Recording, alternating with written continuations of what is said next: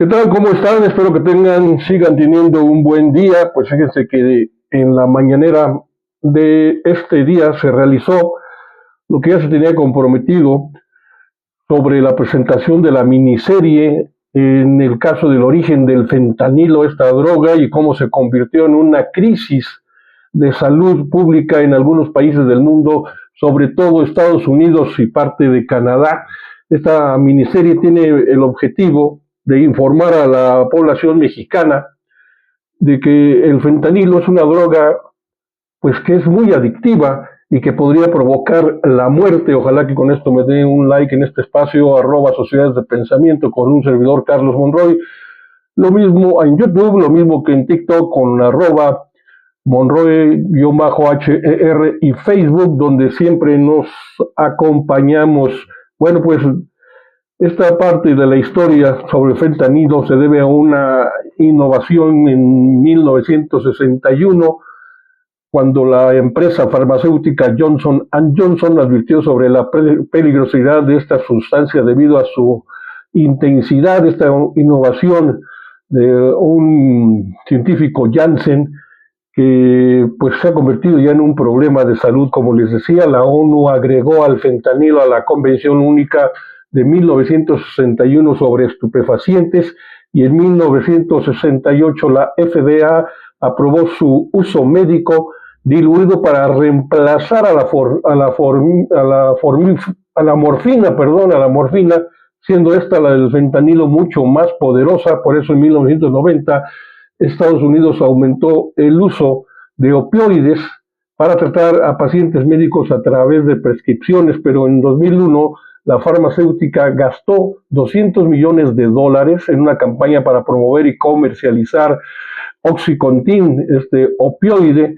Bueno, pues al ser presentado este asunto como una estrategia de difusión, sobre todo dirigida a los jóvenes, y que incluso ya la presidenta Claudia Sheinbaum lo reveló en alguna de las mañaneras en su primera conversación vía telefónica con Donald Trump, de que en México estábamos teniendo campañas desde la época del periodo de López Obrador para combatir el consumo de esta droga peligrosísima. Y pues ahí Donald Trump le dijo, pues mándame un ejemplo, porque nosotros también estaremos intentando hacerlo en Estados Unidos. Pues bien, ya se hizo, continúa esta campaña intensa que correspondió a Mario Delgado, como titular de la Secretaría de Educación Pública, presentar la guía para docentes de la estrategia también en el aula sobre vida saludable y contra las drogas. Informó el funcionario que los maestros van a tener de 2 a 3 intervenciones pedagógicas a la semana con las y los adolescentes, los estudiantes, para hablar sobre las distintas drogas que impactan a la salud de manera muy negativa. El funcionario también señaló que la propia Secretaría de Educación Pública imprimió ya hasta 10 millones de ejemplares de la guía titulada Orientaciones para Madres, Padres y Familias. Asimismo, también se realizarán asambleas con la comunidad educativa en cada escuela para hablar sobre este tipo de adicciones peligrosísimas. Y la Secretaría pues impulsará esta campaña que ya la tienen denominada como Aléjate de las drogas, el fentanilo te mata. Incluye una estrategia pues de vida saludable que orienta a las y los estudiantes hacia una alimentación sana, la práctica del deporte, la activación física y la prevención de adicciones. Señalan que desde la Secretaría de Educación Pública se impulsará la estrategia en el aula Prevención de Adicciones, con la cual van a participar 11.800.000 estudiantes de educación secundaria y media superior de escuelas públicas y particulares. La estrategia en el aula va a iniciar el 13 de enero, en educación secundaria, y luego en el 4 de febrero en educación media superior. Por su parte, Leticia Ramírez, ella es la coordinadora ahora de asuntos gubernamentales, antes lo fue como secretaria de Educación en la época de López Obrador.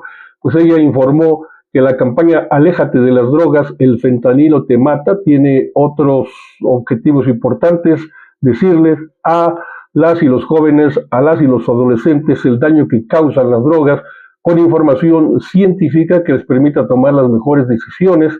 Además, se detallan ahí ya dos pilares de esta campaña muy importantes: la prevención y la atención.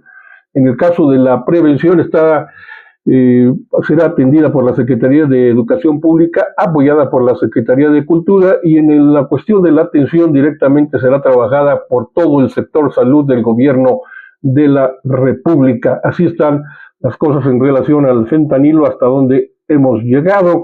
Y por otra parte, otro tema polémico que existe actualmente es la cuestión del maíz transgénico. La presidenta Claudia Sheinbaum indica que el maíz que proviene de los Estados Unidos es principalmente maíz amarillo, el cual se utiliza para el consumo de ganado y aves, y señala además que la tortilla es producida con maíz amarillo, por lo que se está planteando la prohibición de importación de maíz blanco transgénico y su siembra en México. Dice la doctora Sheinbaum: lo que queremos es que quede en la Constitución en la protección de nuestro maíz, que es una protección de la biodiversidad cultural y también de la salud, según apuntó la propia Claudia Sheinbaum. Pero no es suficiente con la cuestión de la Constitución, el aspecto también es económico. El maíz transgénico se supone es mucho más barato y puede ser adquirido. Este es el reto por empresas tan grandes, tan importantes como Maxetka, por ejemplo, productora de tortillas y otras, y entonces ahí es donde vendría el asunto del combate a esta cuestión de prohibición del maíz transgénico para consumo humano en nuestro país. Luego, pues, ¿qué ocurrió en la Embajada de Estados Unidos? Pues ya se despidió Ken Salazar, el embajador entrometido, que en los últimos tiempos se emproblemó el gobierno de Andrés Manuel López Obrador, y en el último día, ya cuando parte hacia su país, Ken Salazar, como embajador de Estados Unidos en México, pues la doctora Sheinbaum consideró que en el último periodo hubo desencuentros con este señor, con el embajador Ken Salazar, al principio muy estimado y después ya no tanto, porque recalcó que uno de esos desencuentros fue porque opinó sobre la reforma del Poder Judicial. Primero un día que la aplaude y otro día la reprueba, pero aclaró que no era el papel del embajador Ken Salazar de hablar sobre asuntos que solamente le competen a México. Y por otro lado también la cuestión de este desencuentro, esto ya fue con Andrés Manuel López Obrador también, cuando el presidente López Obrador puso una pausa, una sana distancia respecto a el injerencismo que pretendía hacer Ken Salazar. Se paseaba por los pasillos de